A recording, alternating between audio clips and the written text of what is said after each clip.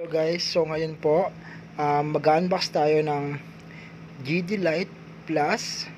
So brighter than ever. Sabi na ito ay solar, so araw lang o yung sikat ng araw, sikat ng araw lang ang maaring makapagbigay sa kanya ng kuryente o makapag-charge po ng mga gadgets. So ngayon ilalabas ko na po siya para makita nyo po. Ayan, so yan po itsura po ng likod niya, yung saksakan. Tapos yung harapan niya, ayan po yung ano niya, solar niya. So ito po yung sasaksak sa mga cellphone o sa mga gadgets na kailangan po natin. Yung mga saksakan na yan ay may corresponding na saksakan para sa mga gadgets natin, sa mga laptop o sa iba't ibang mga equipment po na kailangan po natin. So guys, mamaya makikita nyo po kung epekto po ito.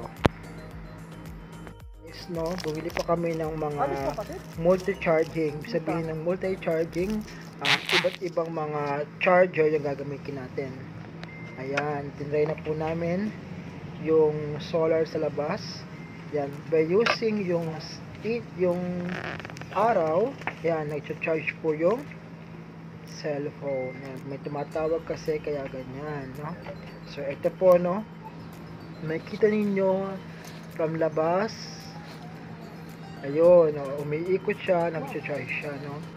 Thank you for watching. Don't forget to subscribe my YouTube channel and click notification bell. Thank you.